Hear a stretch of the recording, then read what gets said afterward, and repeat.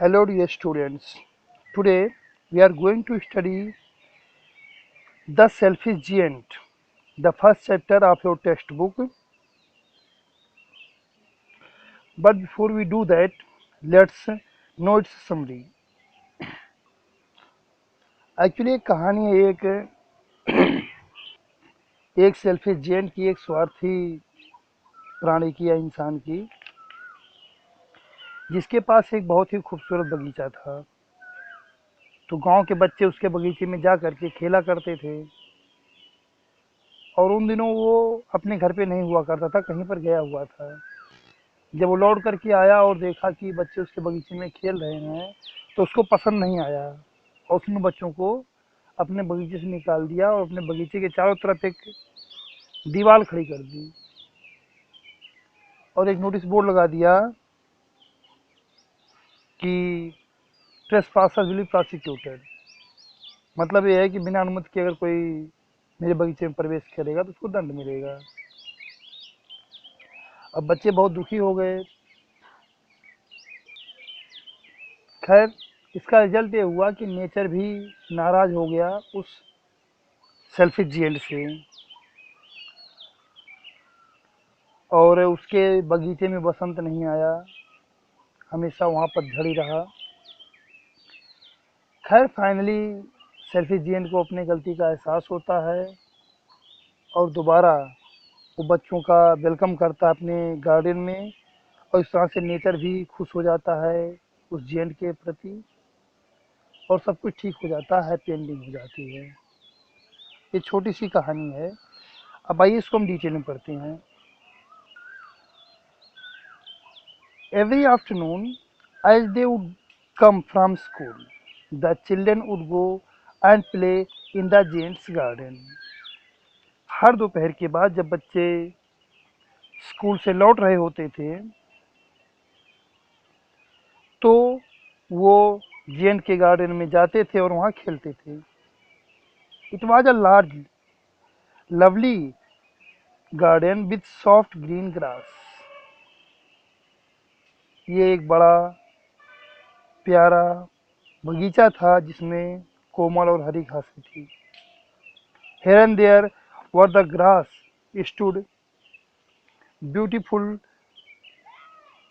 sorry, here and there over the grass stood beautiful flowers like stars, and there were 12 peach trees that in the springtime broke out into delicate blossoms of pink and pearl, and in the autumn bore rich fruit. The birds sat on the trees and sang so sweetly that the children used to stop their games in order to listen to them. How happy we are here, they cried to each other. Here and there over the grass, यहाँ वहाँ घास के ऊपर सुंदर फूल निकले हुए थे जैसे कि तारों की तरह से, और वहाँ पर 12 पीच ट्रीज, पीच मीन्स एक आड़ू होता है, एक तरह का फल का पेड़ होता है। तो 12 पीच ट्रीज थे जो वसंत के मौसम में कोमल फूलों से लद जाते थे, जो पिंक और पर्ल कलर के होते थे। And in the autumn bore rich fruits, और पतझड़ में स्वादिष्ट फल देते थे। The bird set on the trees, पक्षियाँ पेड़ों पर बैठती थी और इतना प्यारा, इतना मीठा गाती थी कि बच्चे अपने गेम को स्टॉप करके उनको सुनने लगते थे और आपस में कहते हम कितने खुश हैं यहाँ पर। One day the giant came back. He had gone to visit his friend, the connoisseur, and had stayed with him for 7 years. एक दिन हुआ है कि जेंट लौट आया। वो अपने एक मित्र जिसका नाम था कौनिस सौगरे, उससे मिलने गया था और वहीं पर उसके साथ ठहर गया था। When he arrived, he saw the children playing in the garden. जब वो लौटा तो उसने देखा कि बच्चे उसके बगीचे में खेल रहे हैं। "What are you doing here?" he cried in a very gruff voice, and the children ran away. उसने बहुत ही कठोर शब्दों में बोला कि तुम यहाँ क्या कर रहे हो, और बच्चे डर करके भाग गए। My own garden," said the giant. "Anyone can understand that, and I will allow nobody to play in it but myself." So he built a high wall all round it and put up a notice board.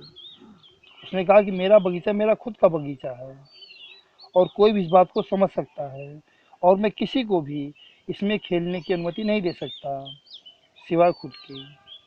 इसलिए क्या किया उसने उसने एक ऊंची दीवार चारों तरफ खड़ी कर दी और एक नोटिस बोर्ड लगा दिया, "ट्रेसपासर्स विल बी प्रोसिक्यूटेड।" बिना अनुमति के प्रवेश अगर कोई करता है तो उसको दंड मिलेगा। He was a very selfish giant Indeed. वास्तव में बहुत ही स्वार्थी जियंट था वो। The poor children had now nowhere to play. They tried to play on the streets, but the streets were very dusty and full of hard stones, and they did not like it. They used to wander round the high wall when their lessons were over and talk about the beautiful garden inside. अब बेचारे बच्चों के पास कोई जगह नहीं रह गया जहां वो खेल सकें।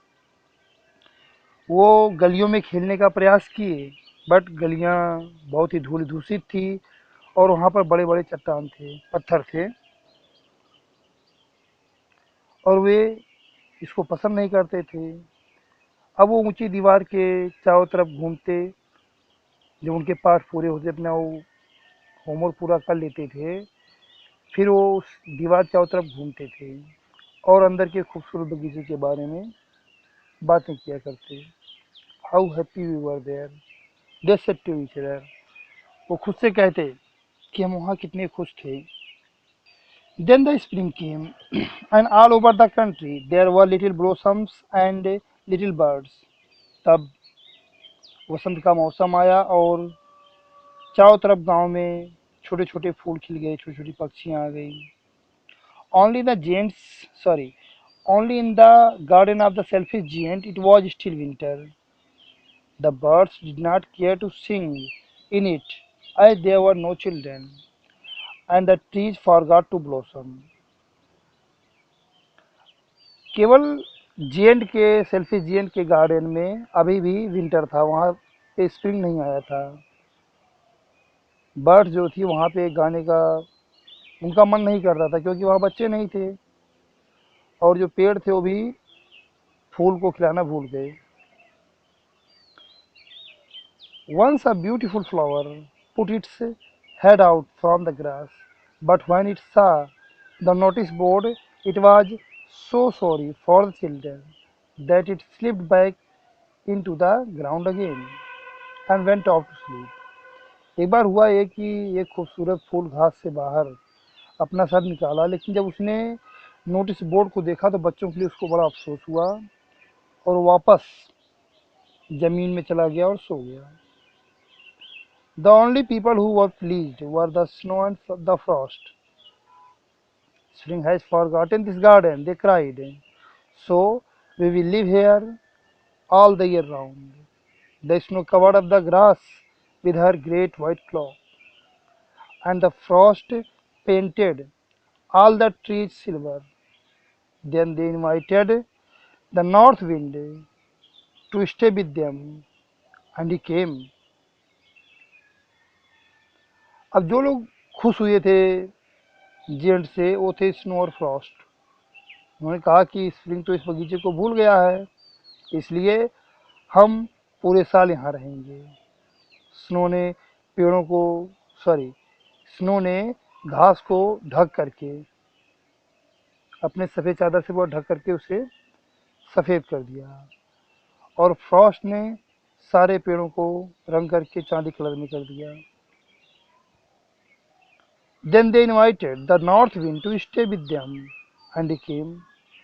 He was wrapped in furs and he roared all day about the garden and blew the chimney pots down. This is a delightful spot, he said. We must ask the hail on a visit.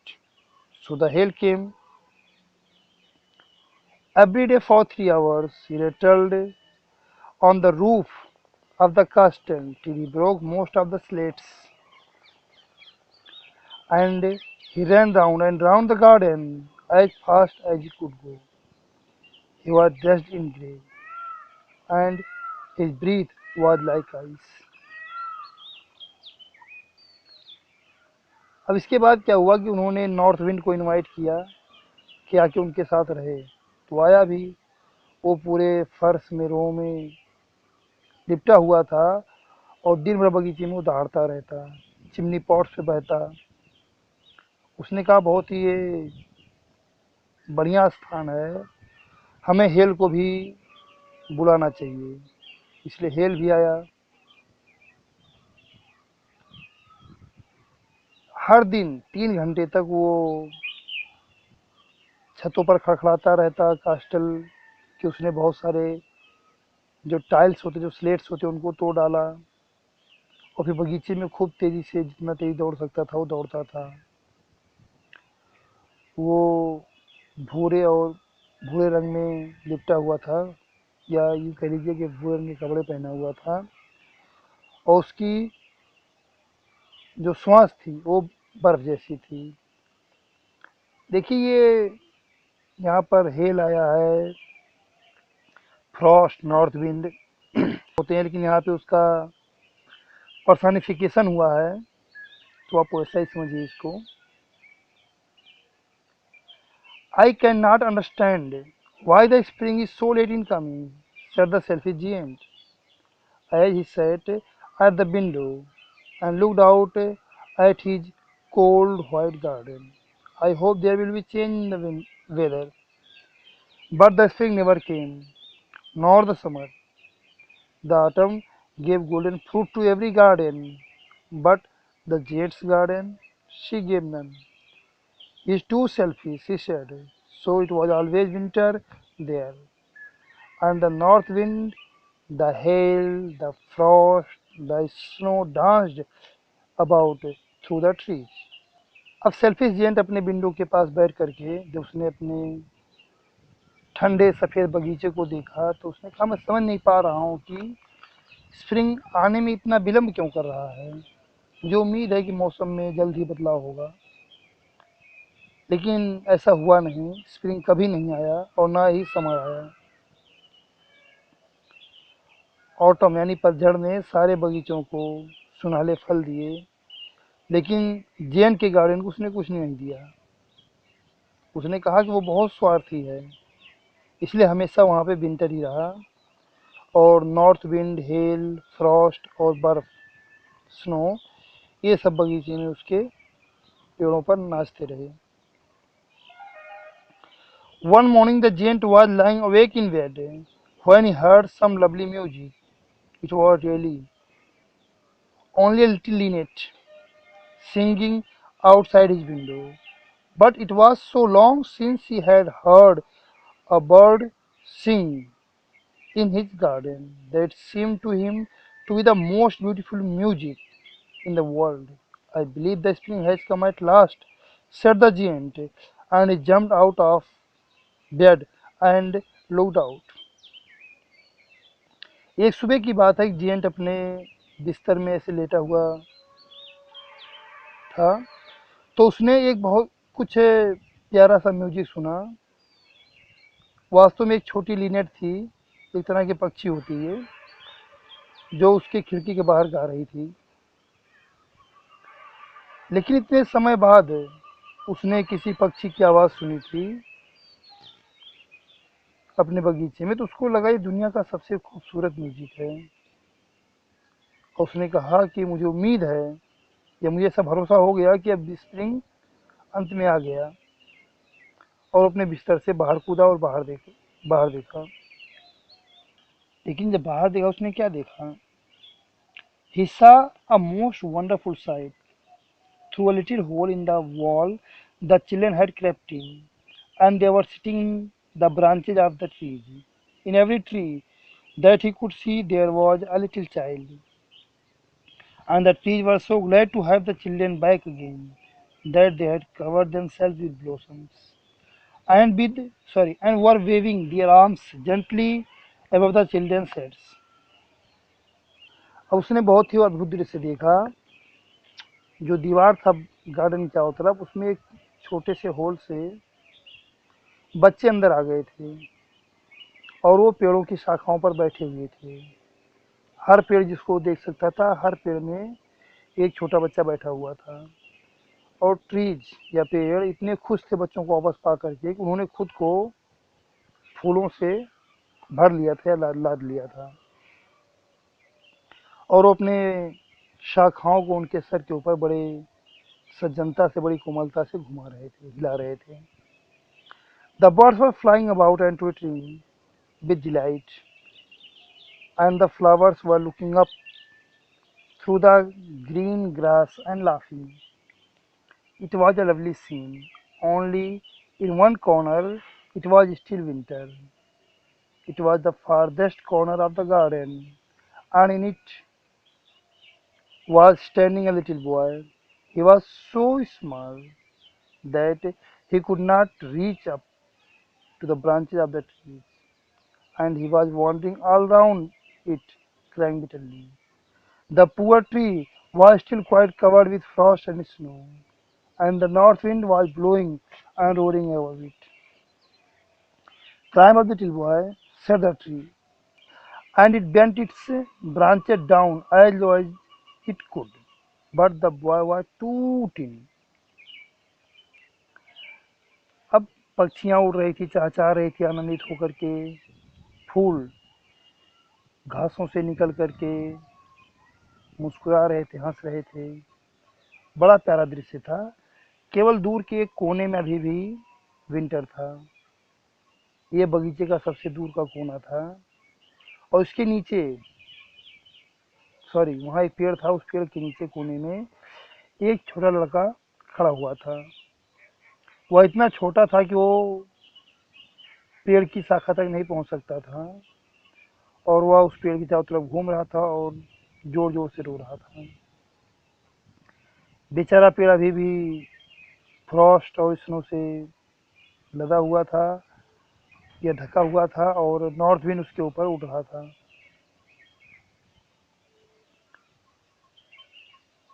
पेड़ ने कहा कि छोटे बच्चे चढ़ जाओ, और उसने अपनी शाखाओं को उतना नीचे कर लिया जितना वो कर सकता था, लेकिन बच्चा बहुत ही ज़्यादा छोटा था। The giant's heart melted as he looked out. How selfish I have been, he said. Now I know why the spring would not come here. I will put that poor little boy on the top of the tree, and then I will knock down the wall, and my garden shall be the children's playground forever and ever. He was really very sorry for what he had done. अब ये सब देख करके जेन का दिल पिघल गया। उसने कहा, मैं कितना स्वार्थी था। अब मैं जान गया हूँ कि स्प्रिंग मेरे गार्डन में क्यों नहीं आया। मैं उस बेचारे लड़के को पेड़ की चोटी पर बैठा दूंगा, और तब दीवार को तोड़ गिराऊंगा, और मेरा बगीचा हमेशा हमेशा के लिए बच्चों का खेल का मैदान होगा। वास्तव में जो कुछ उसने किया था उसके लिए बहुत ज़्यादा दुखी था वो। So he crept downstairs and opened the front door quite softly and went out into the garden. The giant stole up behind the little boy and took him gently in his hand and put him up on the tree.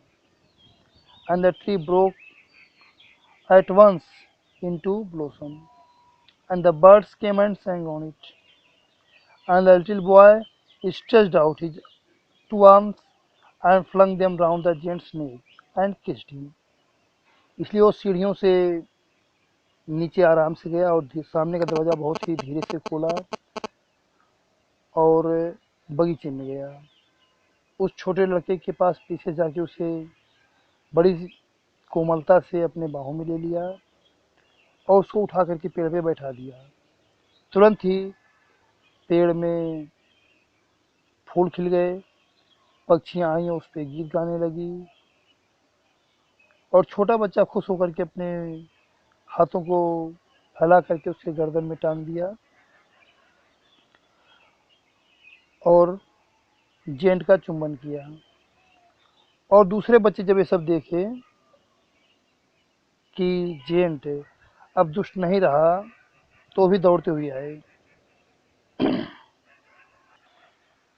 It's your garden now little children, said the giant. Giant ने कहा कि बच्चों अभी तुम्हारा बगीचा है। And he टूक a great x and knocked down the wall. And when the people were going to the market at 12 o'clock, they found the giant playing with the children in the most beautiful garden they had ever seen. फिर उसने एक भारी कुल्हाड़ी लिया और दीवार को तोड़ गिराया। और जब बच्चे दोपहर के 12 बजे बाजार जा रहे होते थे तो देखते कि जेंट बच्चों के साथ सबसे खूबसूरत बगीचे में खेल रहा था, इसको उन्होंने कभी देखा था। All day long they played, and in the evening they came to the giant to bid him goodbye. दिन भर बच्चे खेलते और शाम के समय जेंट को गुड बाय बोलने आते। Every afternoon when school was over, the children came and played with the giant. The giant was very kind to all the children. हर दोपहर के बाद जब बच्चों का स्कूल ओवर हो जाता तो आते और जेंट के साथ खेलते। जेंट उन सबके साथ बड़ी दयालुता के साथ व्यवहार करता था। Years went by, and the giant grew very old and feeble. He could not play about anymore, so he sat in a huge armchair and watched the children at their games and admired his garden. I have many beautiful flowers, he said, but the children are the most beautiful flowers of all. वर्षों बीतते गए और gent काफ़ी बूढ़ा और कमज़ोर हो गया। अब वो बच्चों के साथ खेल नहीं सकता था, इसलिए वो एक विशाल आम चेयर में बैठ जाता और बच्चों को खेलते हुए देखता और अपने बगीचे की प्रशंसा करता और कहता कि मेरे पास बहुत सारे खूबसूरत फूल हैं, लेकिन बच्चे उन सब फूलों में सबसे अधिक खूबसूरत हैं। तो इस तरह से आपका फर्स्ट चैप्टर फिनिश हुआ। इसको आप अच्छे से स्टडी कर लेंगे और फिर उससे रिलेटेड क्वेश्चंस को करेंगे। Thank you.